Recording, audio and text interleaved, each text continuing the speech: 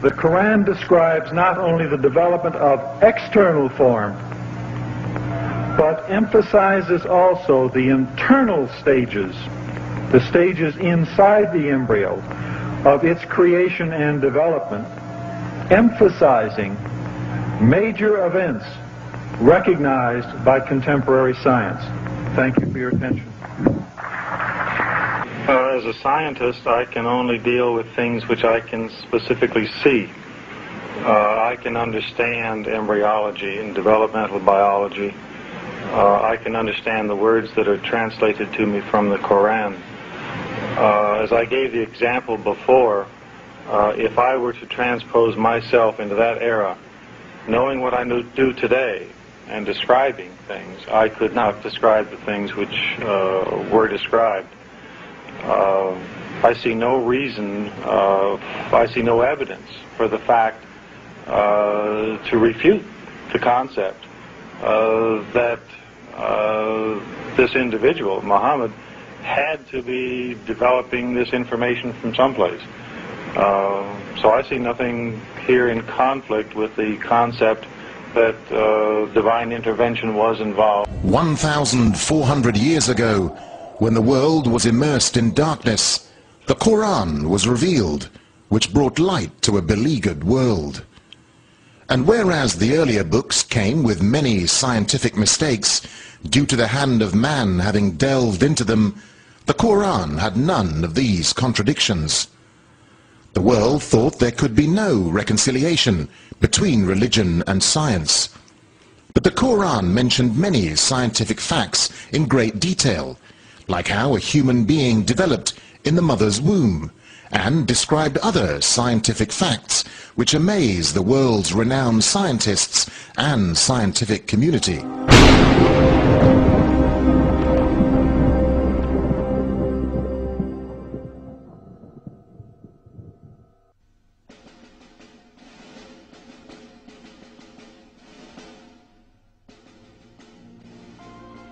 Sperm undertake a journey into the mother's body until they reach the ovum. Only 1,000 out of 250 million sperm succeed in reaching the ovum.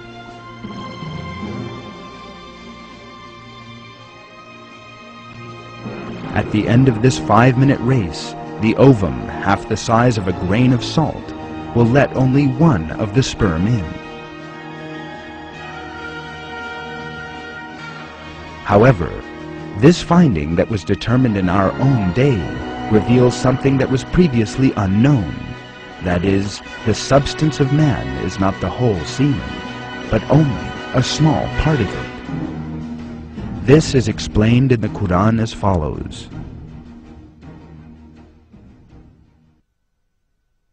Does man reckon he will be left uncontrolled without purpose? Was he not once a drop of ejected semen?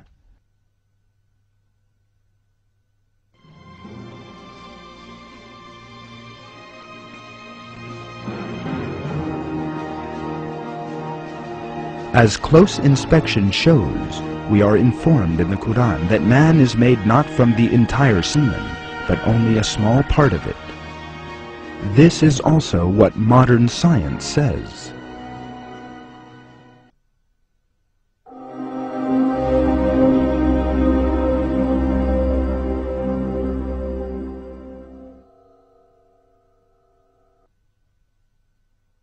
He creates you stage by stage in your mother's wombs in threefold darkness. That is God, your Lord. Sovereignty is His. There is no deity but Him. So what has made you deviate?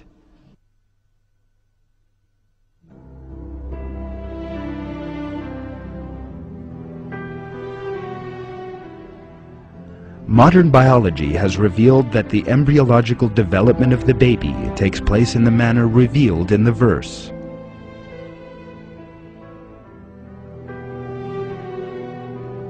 The expression, a threefold darkness, indicates 3 dark regions involved during the development of the embryo.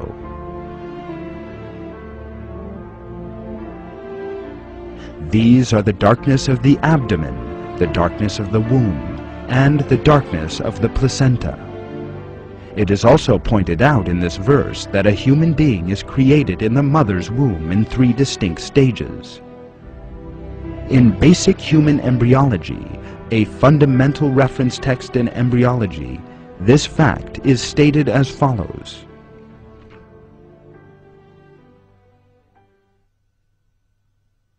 The life in the uterus has 3 stages: pre-embryonic, first 2.5 weeks, embryonic, until the end of the 8th week, and fetal, from the 8th week to labor.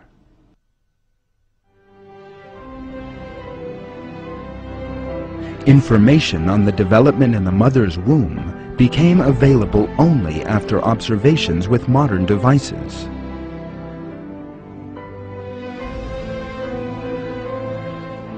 Yet, just like many other scientific facts, in a miraculous way, God draws our attention to these items of information in the verses of the Quran.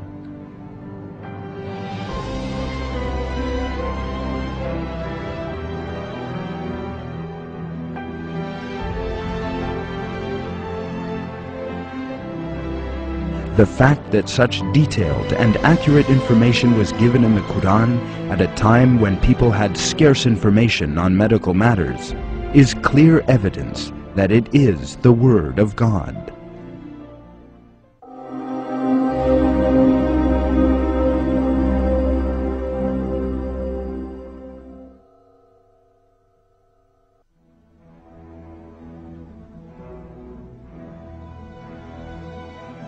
The development of a human being in its mother's womb is full of miracles. The fetus's ears begin to develop as early as the 22nd day of pregnancy and become fully functional in the 4th month. After that, the fetus can hear sounds in the mother's womb.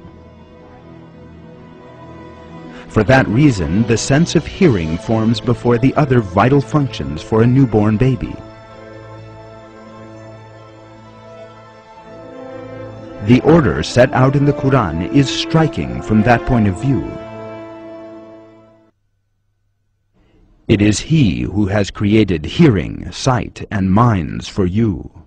What little thanks you show! God brought you out of your mother's wombs, knowing nothing at all, and gave you hearing, sight, and minds so that perhaps you would show thanks.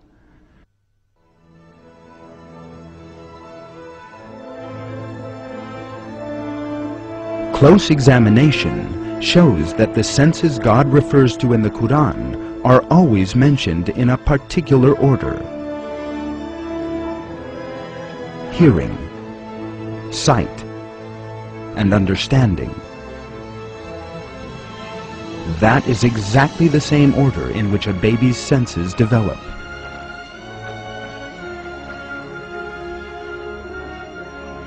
In short, one of the discoveries of modern science, the order of development of human organs, is clearly stated in the Quran.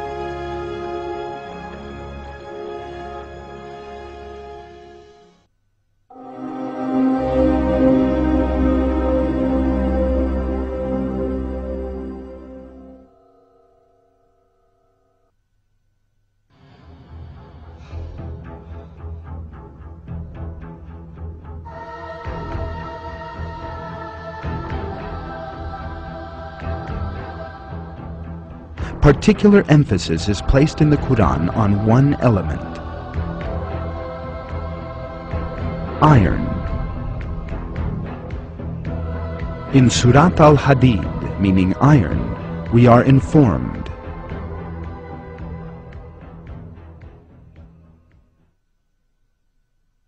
"And we also sent down iron, in which there lies great force, and which has many uses for mankind."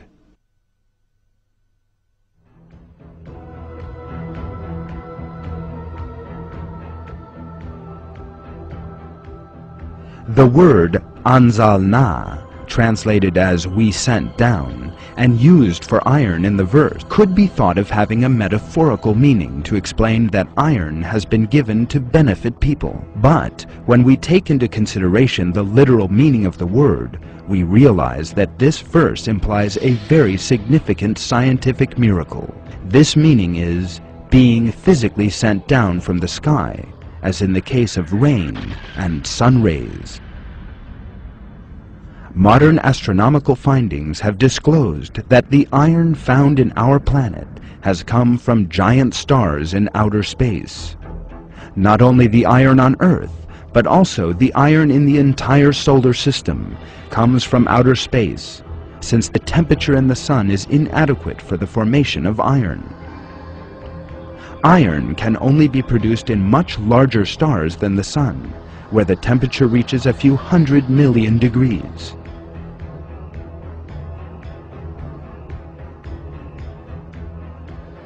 When the amount of iron exceeds a certain level in a star, the star can no longer accommodate it, and eventually explodes in what is called a nova, or a supernova.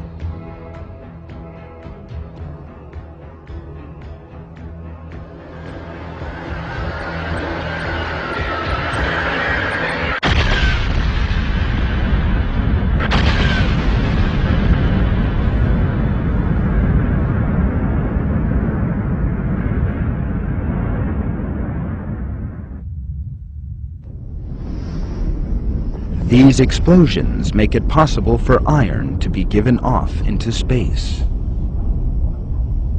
All the iron on Earth came from outer space as a result of this process.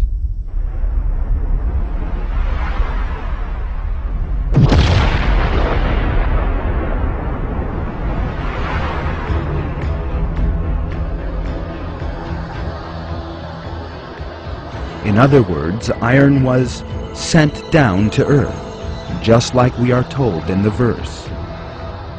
It is clear that this information could not have been established in the 17th century when the Quran was revealed.